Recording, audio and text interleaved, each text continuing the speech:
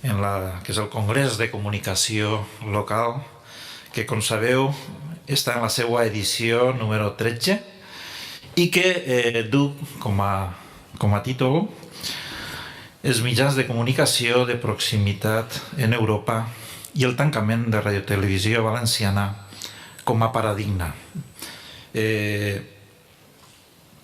Evidentment, és un congrés, i ho sabeu, que està organitzat per la nostra universitat, per la Universitat Jaume I, però el que també compta, com no, amb l'organització del periòdico Mediterráneo de Castelló.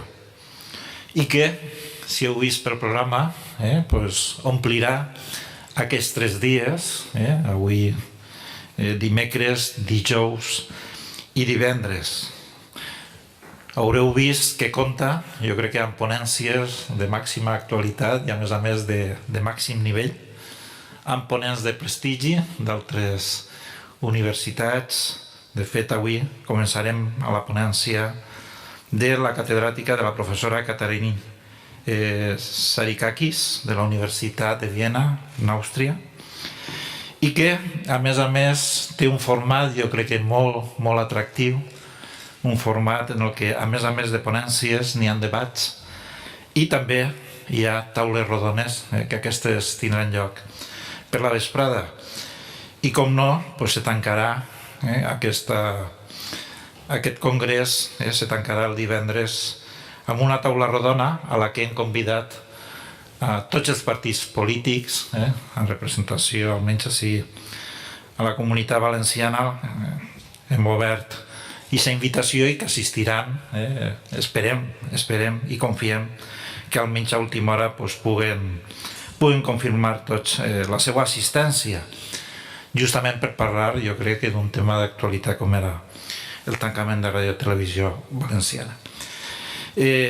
Abans de passar a les paraules, m'agradaria presentar-vos a les persones que m'acompanyen així a la mesa presidencial, que, com veieu, aquells que coneixeu el Paraninfo, que heu estat així en altres ocasions, hi ha un canvi, o almenys crida l'atenció que la mesa presidencial estigui molt a prop del públic, i és que estem damunt d'una plataforma que òbviament se pot ocultar, i és perquè s'ha volgut donar una dinàmica diferent al que seran els debats, d'una manera més distesa, no en una mesa, sinó en algun sofà, en unes cadires que estaran ubicades darrere, en la qual cosa en determinats moments aquesta mesa s'ocultarà i deixarà veure la part de darrere.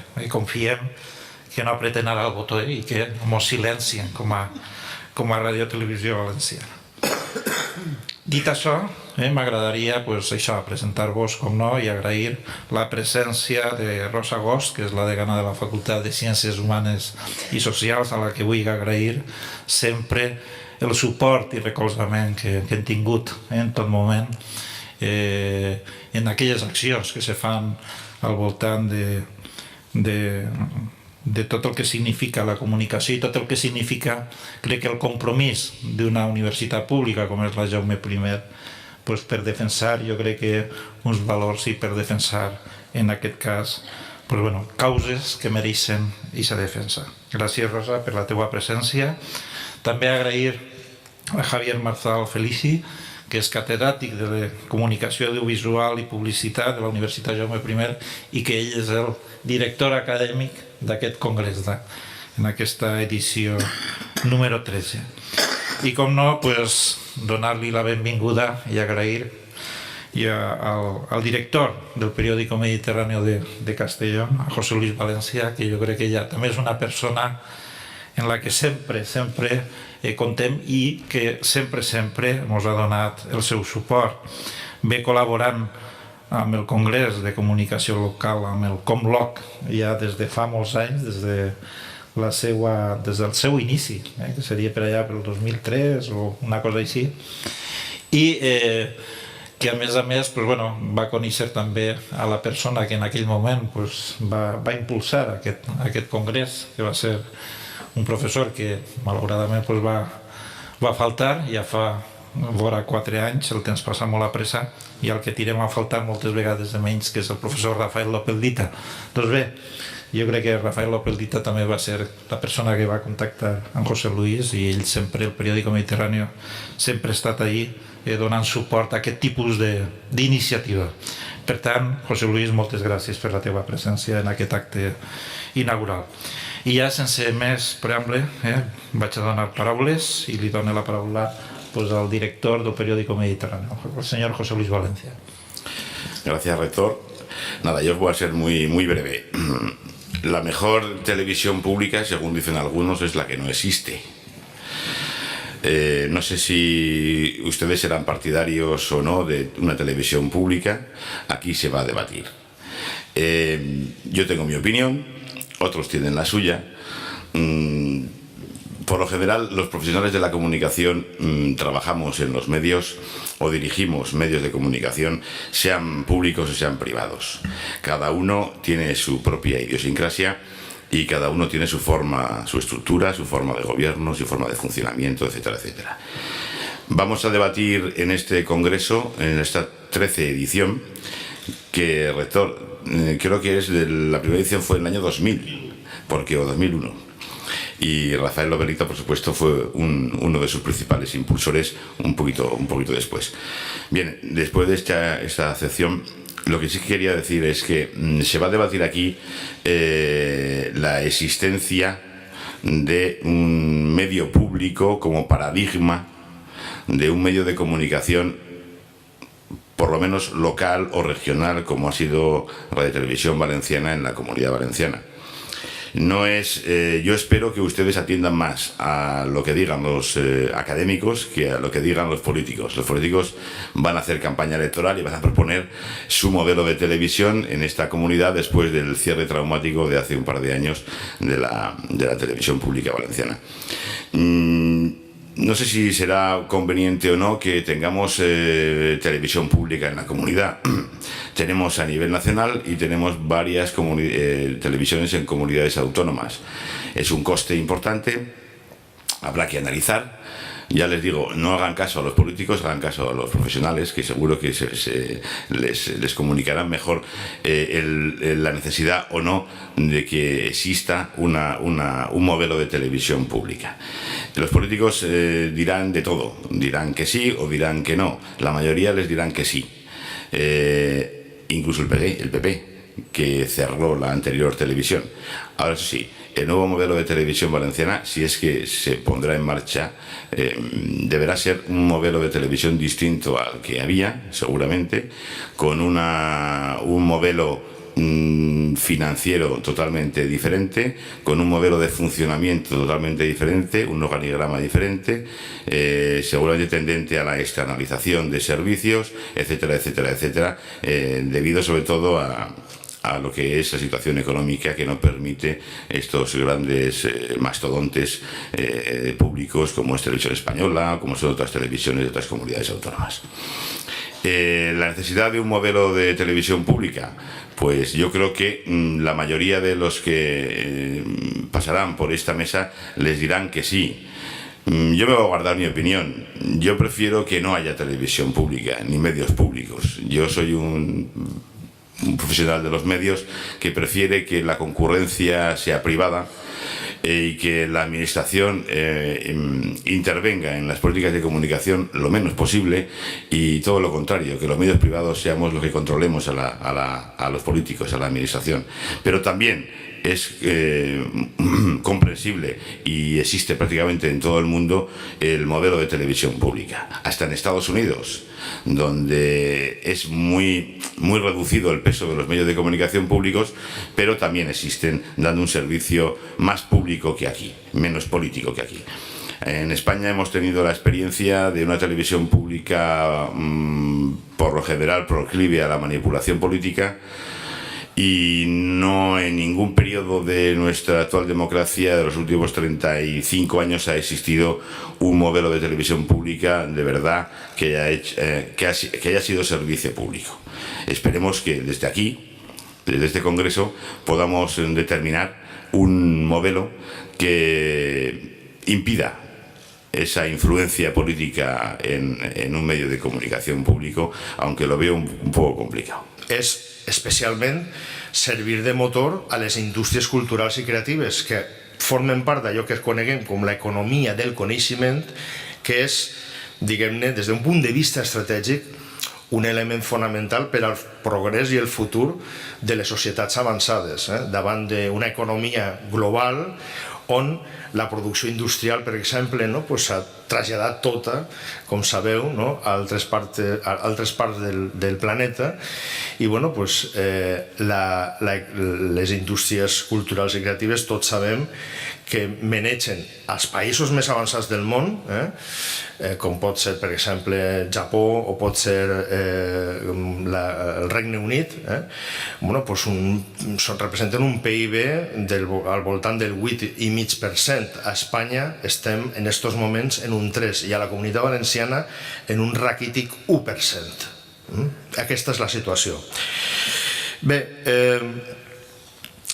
diguem-ne que tots aquests efectes negatius del tancament de RTBB no sols han afectat, òbviament, als àmbits de la comunicació, siga de la informació, de la comunicació publicitària, de l'audiovisual, sinó que a més està afectant molt seriosament fins i tot als propis sectors productius tradicionals de l'economia valenciana, que ara ja no tenen un altaveu on poder fer-se ressò de la seva activitat importantíssima, i jo crec que no són pocs els grans empresaris valencians que també estan tirant de menys l'existència d'aquest altaveu, que evidentment ha de ser sobre unes bases ben diferents al que ha estat la nostra radiotelevisió. Bé, diguem-ne que des del punt de vista acadèmic, científic, hi ha una gran preocupació compartida amb els nostres col·legues europeus pel que fa a aquesta generalitzada governamentalització i instrumentalització política dels mitjans de comunicació públics, que no és exclusiva d'aquest país, ni molt menys. També passen aquestes coses al nord d'Europa, als països més avançats, només que amb un grau d'Espanya el cas és que estem assistint a una degradació important i a una instrumentació política de les radiotelevisions públiques i constantment estem llegint casos com el de Telemadrid, Castella-La Manxa i com no, la pròpia Corporació Radiotelevisió Espanyola està patint una autèntica transformació, metamorfosi que està endarrerint i està tirant per la borda una sèrie de conquestes que jo crec que van ser prou evidents, sobretot en el període 2007-2011. I és per això que no pot resultar estrany que el tancament de RTBB i de la radiotelevisió pública grega hagi estat denunciant davant de Nacions Unides per l'ONG noruega Global Network for Rights and Development i per l'International Institute for Peace, Justice and Human Rights, que han reclamat la restitució del servei públic de radiodifusió, donat que presumptament aquests tancaments vulneren drets fonamentals recollits en la Carta de Nacions Unides, com ara la llibertat d'expressió i el dret de la ciutadania a rebre una informació plural en les llengües pròpies dels seus territoris. Una notícia que, per cert, ha estat poc coneguda o difosa pels mitjans de comunicació i que el diari Mediterrani va recollir el passat 27 de març. Bé, nosaltres, com ja sabeu, estem molt compromesos amb aquesta problemàtica. Entenem que ens afecta molt directament, com no, als estudis, a l'àmbit dels estudis de comunicació, però també a la societat valenciana en seu conjunt. I és per això que des del Departament de Ciències de la Comunicació hem estat tot aquest temps treballant de valent amb una relació directa amb la Comissió Interuniversitària en favor d'una radiotelevisió pública valenciana i de la mesa sectorial de l'audiovisual valencià.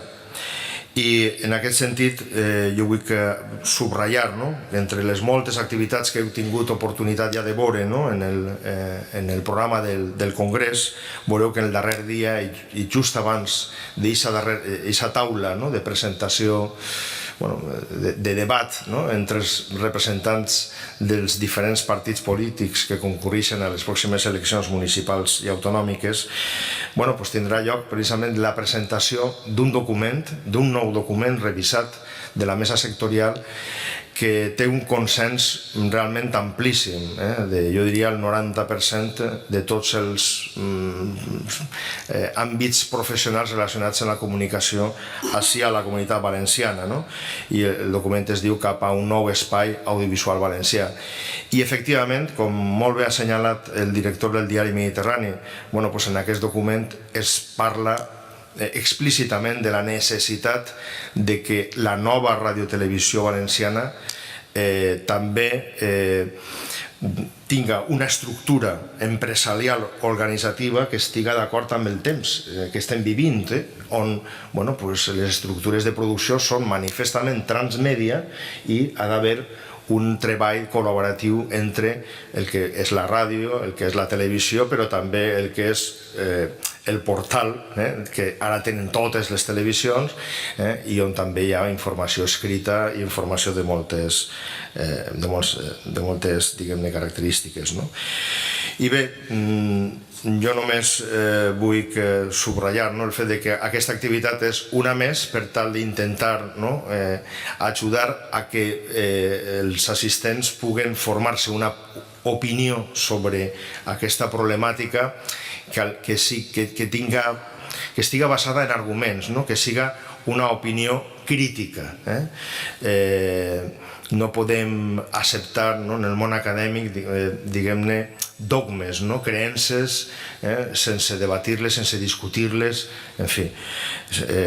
I en aquest sentit jo voldria agrair l'acceptació de tanta gent que participarà al Congrés, dels acadèmics, dels professionals i també, com no, de tots vosaltres, els assistents, i esperem que es pugui crear un clima de debat que servisca per a poder avançar en el coneixement del que és aquesta problemàtica, que és molt complexa. Moltes gràcies.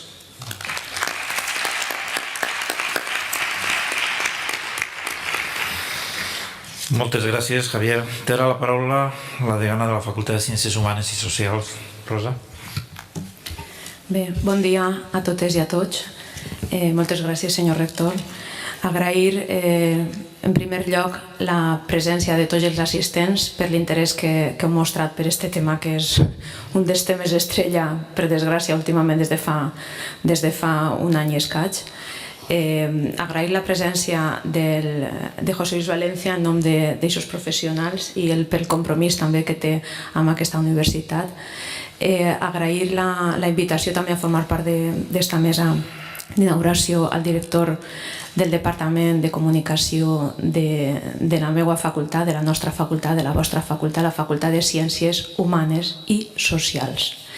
Després del panorama complet que ens ha oferit el professor Marzal, jo hauré de reestructurar un poquet algunes de les coses que tenia pensades a dir, però jo sí que diria que, en fi, diguem-ne que la meva postura davant de si volem o no televisió i televisió pública és diametralment oposada a la del senyor Valencia, perquè com alguns de vosaltres suposo que m'heu sentit en algunes altres ocasions en què també se m'ha convidat en aquesta casa i fora d'aquesta casa, jo sóc una ferma defensora de la res pública i per tant també de la televisió pública.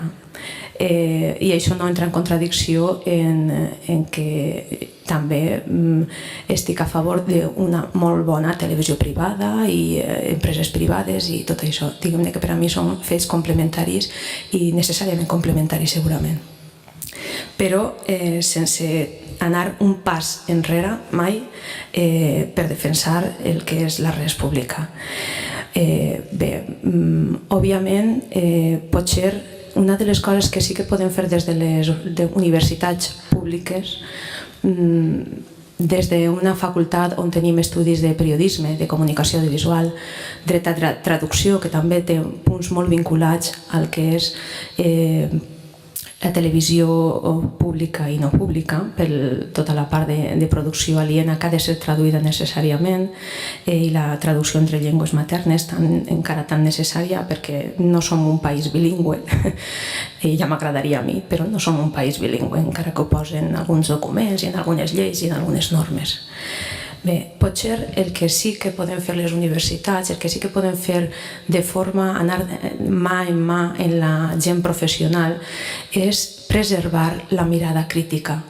Potser això és una de les coses que ens fan falta avui en dia a tots, els que ensenyem, els que aprenem, els que treballem, a tots absolutament. La mirada crítica jo crec que és el gran problema que tenim en la societat actualment. Hem perdut la capacitat crítica, tenim un gran problema, votem als polítics però no els exigim el compliment dels compromisos, i tenim un altre problema, és que els nostres polítics, jo crec que estic generalitzant òbviament, però molts polítics, massa polítics, no saben què és la política i només s'ocupen dels partits i de les sigles canviants de vegades que van darrere d'aquests partits, i això és un altre problema. I tot això ho permetem o és així perquè no fomentem, no treballem aquesta capacitat crítica. Bé, per tant, la meva presència sí és inequívocament, com no pot ser d'una altra manera, és una presència política. Política universitària, òbviament, però és política. Jo estic així per defensar inequívocament l'existència d'una televisió, d'uns mitjans de comunicació públics arrelats en el nostre territori, que parlen de les nostres coses en la nostra llengua, que parlen també de les coses dels altres des de la nostra òptica, perquè les òptiques han de ser diferents per a que totes les òptiques donen un resultat global. Les mirades no poden ser úniques, les mirades han de ser diverses, sinó passen de ser mirades a ser purament ideologia i ideologia parcial. Jo voldria felicitar, i de fet quasi que podríem fer ja una primera taula redona per les coses que estan apareixent ja les intervencions de cada un de nosaltres, perquè jo crec que el programa que vostès tenen al seu abast durant aquests dies crec que és una combinació perfecta entre l'interès acadèmic, professional, i també l'atractiu de l'actualitat més candent. Com bé ha dit el professor Malzar, a la Universitat Jaume I i en el conjunt de la resta d'universitats públiques valencianes ja fa molt de temps que els rectors, i voldria agrair molt explícitament també el suport del nostre rector en aquest sentit, han estat ahí en la defensa del que és nostre, perquè som nosaltres els que paguem, som nosaltres els que podem decidir i, recordeu, som nosaltres també els que podem canviar si les coses no ens agraden. Sí que podem canviar les coses. Jo sóc una persona molt optimista, ho he dit moltes vegades. Bé, el demà és nostre. Nosaltres som els que posem i llevem els que manen. Nosaltres som els que podem dir si ens agraden o no ens agraden. Que ens agraden, els continuem tenint. Que no ens agraden, no passa res, els canviem, que estiguen un ratet en un altre lloc i després si ho decidim tornem a canviar i així successivament. Les coses no són immutables. La societat es caracteritza justament per la mutabilitat. I això és una cosa que de vegades oblidem i ens mirem massa al melic i pensem que les coses no poden canviar, i no és cert. Les coses poden i han de canviar. Bé, insistís que el programa que tenen vostès, jo crec que una de les virtuts fonamentals que té és que ens ha de fer pensar molt aquests dies. I ens ha de fer pensar no per a guardar els nostres pensaments que anen dins, sinó per després actuar. Tenim capacitat de transformació i això és el que des de les universitats podem aportar possiblement al món també professional. Jo voldria, tenint en compte que tenim també persones de fora de l'estat espanyol, dear Professor Katerina Sarikakis, Professor Janet Stimmers, I would thank you so much and I hope you will enjoy all the academic and social activities planned by your committee. Taitela nasas Evharistiso, Polikai elpitzoti, tapolasete oles, tis academiques kai koikononikes, δραστηριότητες που έχουν προγραμματιστεί από την Επιτροπή μας. Moltes gràcies a tots, espero que disfruteu d'aquests dies i que feu moltes preguntes i que us donen moltes respostes.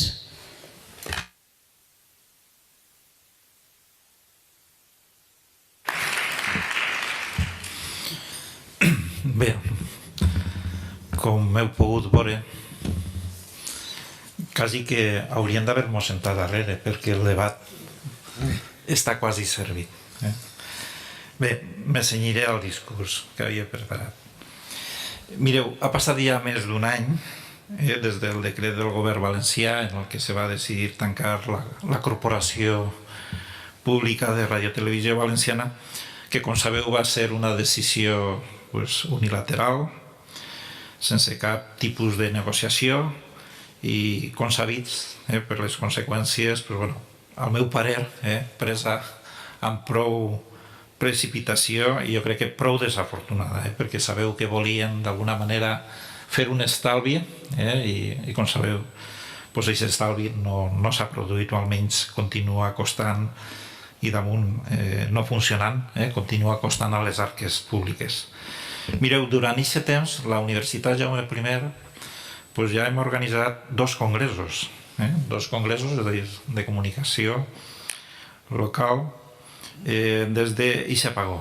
I a més un bon nombre d'activitats que puc dir en els que hem reivindicat la necessitat de mitjans audiovisuals públics a la nostra llengua i a més ho han fet en col·laboració de les altres universitats públiques valencianes, és a dir, que les 5 universitats públiques valencianes que òbviament aglutinen a professionals o almenys acadèmics de la comunicació, estem organitzant aquest tipus d'activitats per, avançar en aquesta reflexió, en allò que ha fallat i allò com hauria de ser un mitjà de comunicació públic.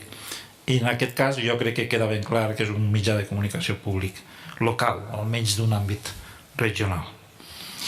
Mireu, en tots aquests àmbits de treball acadèmic i científic ha tingut un paper ben important i destacat, ho puc dir com a rector, que l'any passat va presidir la conferència rector de les universitats públiques valencianes, ha tingut un paper ben destacat aquesta persona que està a la meva esquerra, el professor Javier Marzal, que és avui el director acadèmic d'aquest congrés, al qui vull agrair-li, com no, igual que a la resta de membres del departament i del comitè organitzador. Jo crec que tot el treball que han realitzat, no sols ja per organitzar aquest congrés, sinó per tota la tasca que venen realitzant al llarg d'estos mesos.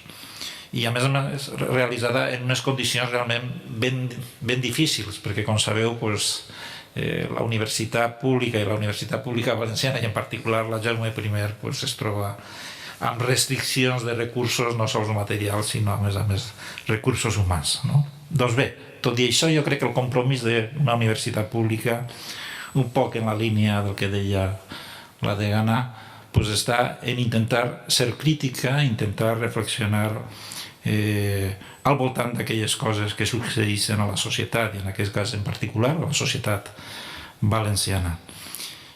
Continuant amb l'agraïment, m'agradaria també mencionar unes paraules d'agraïment i reconeixement, jo crec que a la tasca que ha tingut el periòdico Mediterráneo com a soci d'aquest Congrés de Comunicació Local des dels seus inicis, és cert, era des de l'any 2001, i especialment al seu director, a José Luis Valencia, que almenys, i tot i les seues opinions, que ha dit que són òbviament personals, de la seva experiència, sempre ha sigut sensible a les problemàtiques de la comunicació més arrelada al nostre territori. I per tant, agrair-li aquest suport. Com no agrair la tasca d'altres entitats que també han fet possible i col·lectius que han col·laborat de manera molt important en aquest congrés. Està la Comissió Interuniversitària en favor d'una radiotelevisió pública valenciana, que és aquesta que formen les 5 universitats públiques valencianes. Com no, la mesa sectorial de l'audiovisual valencià, que com ha dit el professor Javier Marzal va preparar un document, jo crec que molt ben construït i producte d'una reflexió, jo crec que acurada des de tots els sectors del món audiovisual i que d'alguna manera el que se pretenia era tindre un document finalitzat per poder-lo posar a l'abast dels diferents partits polítics per a que pogueren integrar dintre dels seus programes aquelles coses que entengueren que eren importants. Agrair la Unió de Periodistes, a les empreses audiovisuals valencianes federades, a l'Associació de Treballadors de l'Audiovisual Valencià, al Col·legi Oficial de Publicitaris de la Comunitat Valenciana, també a l'Institut d'Estudis Catalans, a l'Associació d'Empreses de Comunicació Publicitària de la Comunitat Valenciana i fins i tot també a entitats, empreses particulars, empreses privades com l'Hotel Luz, que també ha estat ahí donant molt suport. Gràcies a tots ells per la seva aportació en aquesta tasca tan important, crec jo, d'anàlisi de la crisi del model de televisió pública de proximitat, és a dir, la que està ahí al nostre voltant, i també la seva necessitat com a motor de vertebració sociocultural i també econòmic. Mireu, durant tot aquest temps que hem patit aquest apagó que comentaven de Radio Televisió Valenciana, s'ha posat de manifest que l'existència d'una televisió pública de proximitat és una condició necessària per a tenir un, almenys, sector audiovisual fort. I estic parlant ja de la part empresarial, de la part econòmica, que és ben important. Que siga motor, doncs això, d'una innovació i un suport ferm per al desenvolupament d'una economia basada en el coneixement. Però jo crec que s'ha dit, no volem qualsevol nova televisió, se va dir ja quan se va produir l'apagó, no hem fet les coses bé, però no volem una nova televisió a qualsevol cost, no volem repetir errors i crear-ne de nous, sinó que volem encetar un procés de creació d'una nova radiotelevisió valenciana des del debat d'idees i de projectes. I per això, i per aquest motiu, aquest congrés, en la seva edició número 13 de comunicació local com bloc. Es proposa impulsar, crec, des d'ací, una reflexió en profunditat sobre el paper que juguen els mitjans de comunicació públics, especialment en el context de la comunicació local o de proximitat. Jo, un poc al voltant del que s'ha dit, i perquè està el debat de si mitjans de comunicació públic o privats, mireu, està ben acceptat a la societat o a les societats el que té que haver una educació pública. Està ben acceptat simplement perquè entenem que els ciutadans tenen que tindre accés. És quasi com un dret fonamental. Està ben acceptat també el que els ciutadans tenen que tindre accés a una sanitat pública, perquè és un dret fonamental. Doncs bé, mireu, avui en dia jo diria que el tindre accés a una comunicació o tindre accés a una informació avui en dia és quasi, diria jo, que és un dret que haurien de tindre les persones. En el moment que les persones deixen de tindre aquest dret a la informació, deixen de tindre aquesta informació, se converteixen en outsiders. És a dir, queden apartats pràcticament del sistema. Des d'aquest punt de vista, entenc jo que és necessària també el garantir almenys que arribi al ciutadà aquesta informació. A banda que tingui, òbviament, que convisca, com no, en entitats privades d'informació i de comunicació, però almenys cal garantir un mínim d'informació a tot el ciutadà. Aleshores, jo crec que és una cosa que hem de debatre així. I en les societats democràtiques jo crec que ha fet un paper ben important aquest servei públic en l'escenari actual. Jo crec que es reconeix en els mitjans de comunicació públics juguen un paper fonamental en la cohesió social. En fi, jo diria que tot i que hem tingut una radiotelevisió, per posar un exemple, una radiotelevisió pública valenciana, en molts casos lamentable, en altres no, lamentable, jo crec que per la cohesió del territori, per la nostra identitat, per conèixer-nos, perquè per l'altra banda sabeu que allò no s'estima allò que no se coneix, però bueno, almenys la radiotelevisió pública valenciana que hem tingut tan deficient, almenys ha servit per conèixer-nos. I això, d'alguna manera, és un valor. Jo crec que ha fet més això per la nostra identitat o per vertebrar tot el territori que el que pugui fer aquesta llei que han aprovat fa poc sobre les senyes d'identitat, que, com sabeu, preferís pensar que està buida i que no amaguen altres interessos. Doncs bé, en aquest cas jo crec que aquest mitjà de comunicació públic tan deficient fins i tot ha cohesionat més el territori, ho ha fet més per la nostra identitat que el que pugui fer això, una llei dictada per a obligar-nos a tindre una determinada identitat. I des d'aquest punt de vista, com a rector i per tant com a responsable d'una institució pública que és la Jaume I, jo crec que les universitats, si tenen que fer alguna cosa, òbviament és fer reflexionar, és a dir, aportar en aquest cas a la societat, diguem, el coneixement necessari per a poder triar com tenen que ser els mitjans de comunicació públics, si és que els volem i com els volem. Per tant, jo crec que hem de reivindicar la creació, al meu parer, d'una radiotelevisió valenciana amb dues condicions. I la primera, per mi, és que sigui de qualitat, que sigui de qualitat. La segona, òbviament, reivindicaré que sigui en valencià, perquè, com ha dit la degana, jo crec que malauradament no som encara un territori bilingüe i crec que la radiotelevisió valenciana sí que ha fet molt pel valencià. Entenem que es tracta d'un projecte d'enorme valor estratègic, com havia dit, per al desenvolupament també de les indústries culturals i creatives de la comunitat valenciana, que té una enorme rellevància, crec jo, per al món educatiu i que, sens dubte, és clau per a la creació d'una societat més plural, més lliure, més justa i més democràtica. No se'ns escapa, evidentment, que els poders polítics sempre pressionen molt òbviament, per fer-se amb el control. Però, en fi, no hem d'oblidar que, malauradament, aquells poders polítics que jo crec que desprecien el coneixement justament són els que més pressió fan per controlar els mitjans de comunicació. Per mi és una mostra d'aquest despreci al coneixement.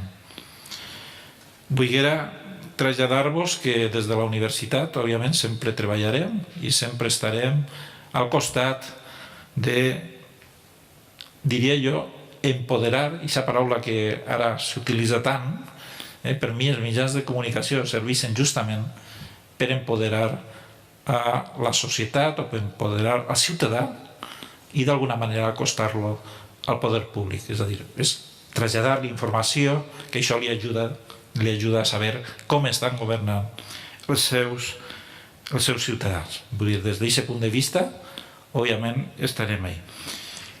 Vull ja acabar abans fent una referència al que havia dit el director del periòdico Mediterráneo. Jo crec que és ben important que efectivament així no hem vingut a escoltar els polítics, així hem vingut a escoltar els professionals que són els que ens tenen que traslladar les seues reflexions i les seues claus. Sí que crec que el director del periòdic dia que la tecnologia cada vegada no és tan important, que l'important és la gestió de la comunicació. És cert. Però malauradament, o per a bé o per a mal, la tecnologia canvia les nostres vides. I jo posaré aquest exemple. Mireu, a la comunicació li ha passat un poc com a la fotografia. La fotografia en el sentit següent, la fotografia digital. Abans, els píxels, que d'alguna manera permeten, definir el grau de proximitat o el grau en el que se pot resoldre una imatge, els píxels eren molt grans abans. Cada vegada la tecnologia ha permès fer els píxels molt menús i d'una imatge tindre una major resolució, incrementar-la, veure els detalls. Mireu, això en la comunicació també ha passat. La tecnologia en la comunicació ha avançat tant que abans les grans informacions les controlaven les agències d'informació, però avui en dia qualsevol ciutadà, gràcies a les noves tecnologies, ve a través del Twitter, ve a través de les xarxes socials, és capaç de posar una informació i donar-li una repercussió importantíssima. Això que ha permès això ha permès que allò local tingui més importància. És com si se visualitzara més, és a dir, com si incrementaren la resolució d'informació a nivell local. Però això és així, i això ha canviat. És a dir, avui en dia, el tindre una emissora, etc., damunt, també és més fàcil, no és costós econòmicament, vull dir, se té molta més accés, i d'alguna manera el que abans no eren notícies ara passen a ser notícies, és a dir, tenim una major capacitat de resolució. Doncs bé, això òbviament també canviarà la vostra perspectiva i heu de saber gestionar-lo, com deia el director del periòdic Mediterrani. Per tant, jo congratular-me de la inauguració d'aquest fòrum, desitjar-vos, sobretot a tots els professionals, que pugueu d'alguna manera debatre des del coneixement i posar a l'abast, òbviament, de la societat, i en particular també dels futurs professionals que sou els estudiants, d'aquells coneixements que són necessaris per a aconseguir uns mitjans de comunicació, i jo crec que més responsables, més compromesos amb la societat actual i, òbviament, de major qualitat. Agrair a tots els ponents, agrair a tots aquells que formareu part de les meses redones i formareu part del debat, i no res, desitjar que siguin 3 dies de màxim aprofitament, que per suposat qui guanyarà serà la pròpia societat. Moltes gràcies i molt bon dia.